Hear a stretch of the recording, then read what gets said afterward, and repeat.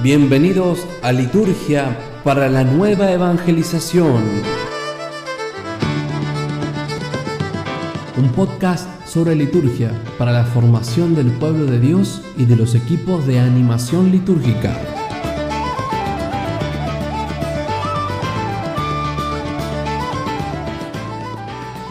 Bienvenidos, queridos hermanos y hermanas, a este episodio número 10, el último de esta temporada de podcast.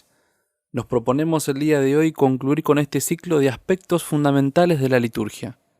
Siguiendo el texto del Catecismo de la Iglesia Católica, nos ocupa la pregunta ¿dónde celebrar? Y con esta pregunta abordamos otra de las dimensiones humanas muy importantes, la dimensión espacial.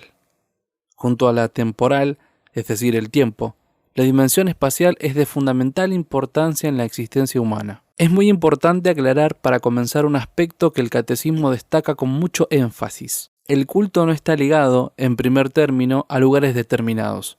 Toda la tierra es santa, por ser creación y habitación de Dios. Y aún más, sabemos por la carta de San Pedro que cada persona es una piedra viva, que todos participamos de la constitución de un templo que es el cuerpo de Cristo. Por eso la presencia de Dios y los actos de alabanzas a Él no se restringen a lugares determinados. Por el Espíritu Santo todos somos templos vivos de Dios.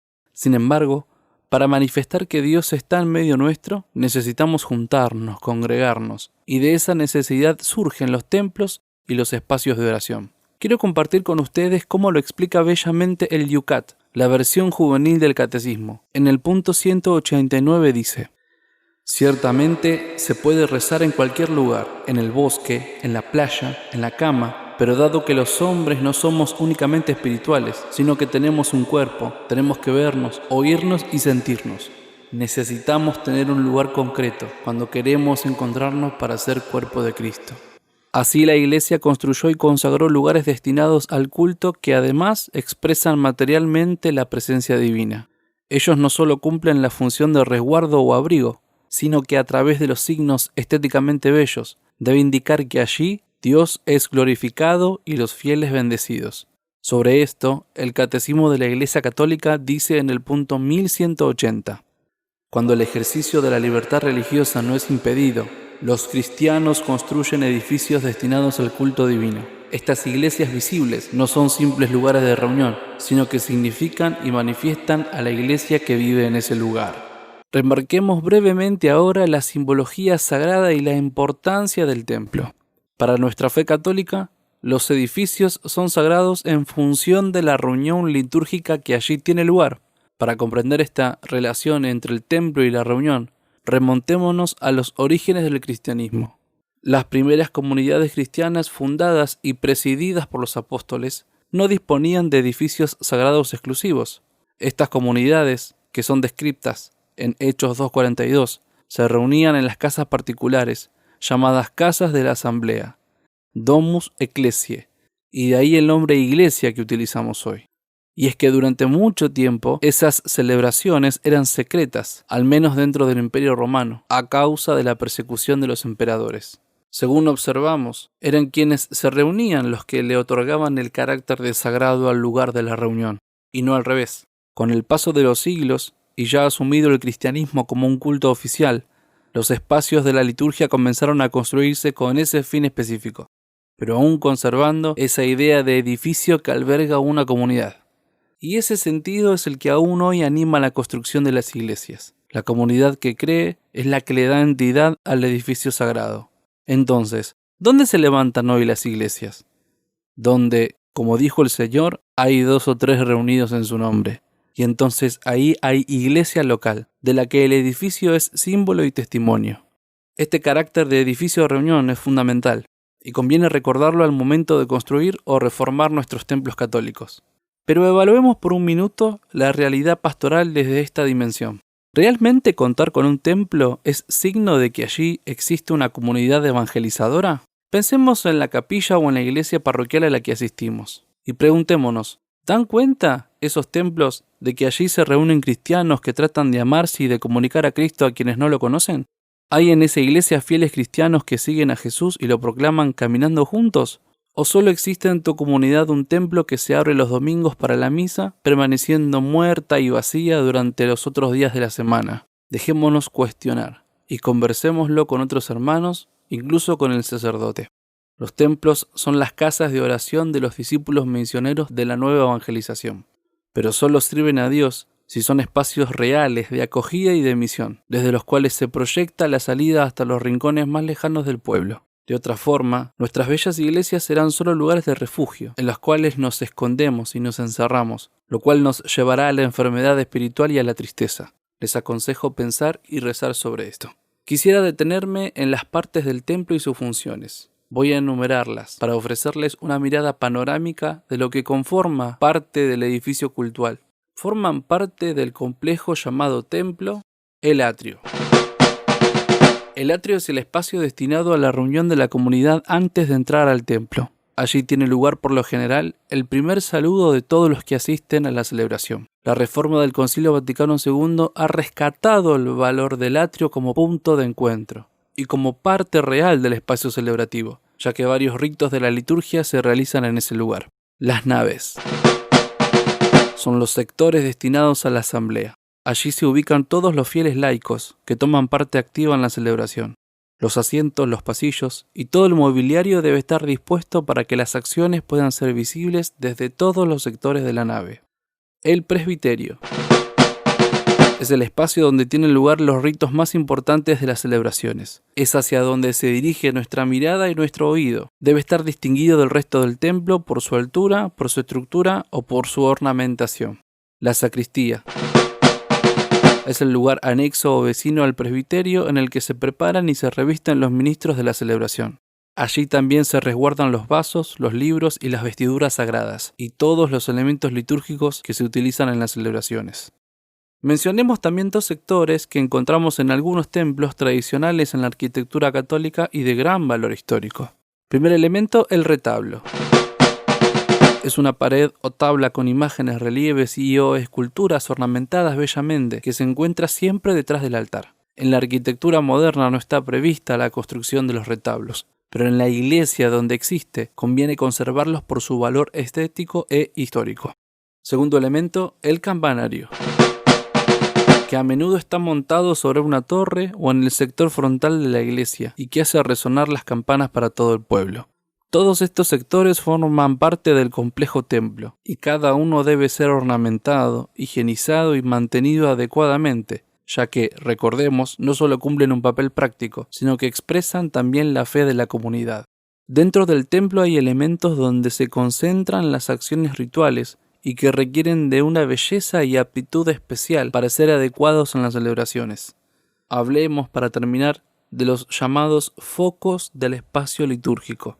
De cada uno mencionaremos algo de su simbolismo y de su función práctica. El primer foco es el altar. Simboliza el altar de la nueva alianza, imagen de la cruz del Calvario. También es la mesa del Señor en la que los hijos de Dios somos alimentados con el cuerpo y la sangre del Señor. El altar es el centro del templo en torno al cual nos reunimos para alabarlo. Allí tiene lugar el sacrificio eucarístico. Las normas litúrgicas nos piden que por su belleza, dignidad y visibilidad manifieste el misterio que sobre él tiene lugar, ya que allí se apoyan los vasos sagrados y el cuerpo del Señor.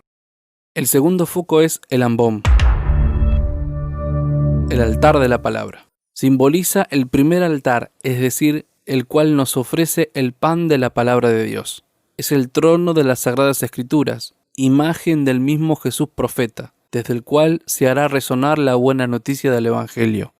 En el ambón se apoyan los leccionarios y el evangeliario durante la misa. Se procurará que sea un lugar bello y útil a la función de proclamar la palabra. El fácil acceso y una adecuada iluminación son indispensables. El tercer foco es la sede.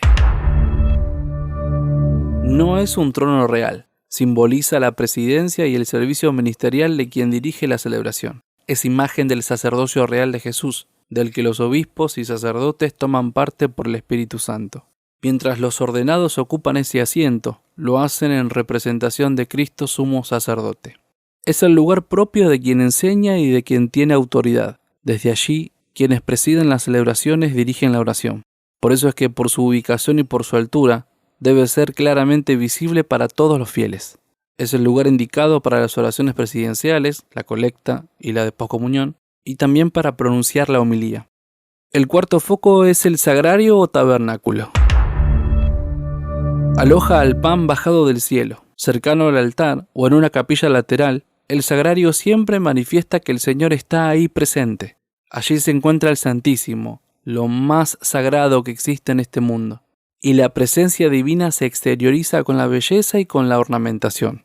Una gran variedad de signos bíblicos y apostólicos pueden ser útiles para manifestar la presencia misteriosa de Jesús en ese pan. En esta caja o cofre se guarda el pan eucarístico consagrado en la misa, destinado a la adoración y a la comunión de los enfermos. Debe estar situado dentro del templo, en un lugar de suma dignidad y seguridad. La presencia del Señor debe estar siempre señalada con una lámpara encendida que llamamos lámpara votiva. Agregaré a esta lista otros 2 focos del espacio que están íntimamente relacionados a la celebración de los sacramentos. Un foco importante es el baptisterio. Es la fuente en la que tiene lugar el nacimiento de los nuevos hijos a la vida de la Iglesia. Rememora la simbología bíblica del agua, como el diluvio del Génesis o el agua nueva del Jordán en el Nuevo Testamento, plenificada por Jesús, que la llenó del Espíritu Santo. En este espacio se desarrolla todo o gran parte del rito del bautismo. Es por eso que la ubicación del baptisterio debe ser adecuada para que permita la participación de todos. De acuerdo a las dimensiones del templo, puede convenir que esté alejado del presbiterio, sobre todo en aquellos templos en los cuales se utilice una pila movible. Es también el lugar del cirio pascual, consagrado en la noche santa de la resurrección. Un último foco que quiero mencionar es el confesionario. Es el lugar de la penitencia y del arrepentimiento. A él nos dirigimos para pedir perdón. Simboliza la cima de misericordia, en donde nos reconciliamos con Dios y su amor nos transforma borrando nuestros pecados. Los rituales solo refieren a un lugar apropiado para expresar el arrepentimiento y para recibir el perdón. Los confesionarios son convenientes en la medida en que contribuyan a la mejor adaptación del rito de la confesión, a la situación pastoral y a la costumbre de los fieles. Aún así se requiere un lugar bello, aseado, ornamentado bellamente y que conserve el clima de silencio e intimidad necesario para el secreto de confesión y para la absolución. Y lo mismo que hemos dicho sobre los sectores del templo, lo aplicamos también ahora a los focos. Cada uno debe estar ornamentado, higienizado y mantenido adecuadamente, aludiendo siempre a la comunicabilidad de los símbolos. Cerremos este tema con lo que el Catecismo nos enseña en el 1181. Esta casa de oración debe ser hermosa y apropiada para la oración y para las celebraciones sagradas. En esta casa de Dios, la verdad y la armonía de los signos que la constituyen deben manifestar a Cristo que está presente y actúa en este lugar. Ojalá que esta pequeña enseñanza nos ayude a todos a mejorar la belleza de nuestros templos y que Cristo se manifieste con verdad, armonía y belleza a todos los que llegan a ese lugar de misericordia, a ese hospital de campaña que nos pide el Papa Francisco. Y con este episodio, queridos hermanos, finalizamos esta primera temporada de liturgia para la nueva evangelización en su versión podcast. Estamos felices de haberles ofrecido estas enseñanzas, preparadas con mucho amor para edificar la iglesia y para mejorar la liturgia. Esperamos que les haya sido de utilidad y reiteramos siempre nuestra disposición a recibir sus consultas en los diversos medios de contacto que están en la descripción de este episodio. Dejen en los comentarios sus sugerencias que nos ayuden a mejorar y cuéntanos qué temas les gustaría que abordemos en una segunda temporada. Nos sería de gran utilidad que difundan nuestros canales para que otros hermanos puedan aprovechar este material. Así que por favor a compartir este podcast con hermanos que se dedican a la liturgia o simplemente a los que quieren aprender más sobre el tema. Nos despedimos por ahora, pero sabrán de nosotros a través de los materiales que iremos publicando, especialmente en el canal de YouTube, que se llama igual Liturgia para la Nueva Evangelización. Por eso los invitamos a suscribirse y a que activen la campanita para que les avise cada vez que estrenemos un video nuevo. Que el Señor nos bendiga y nos proteja, haga brillar su rostro y nos conceda la paz. Gracias por su tiempo y su atención. Esta ha sido la primera temporada de Liturgia para la Nueva Evangelización. Esto fue Liturgia para la Nueva Evangelización.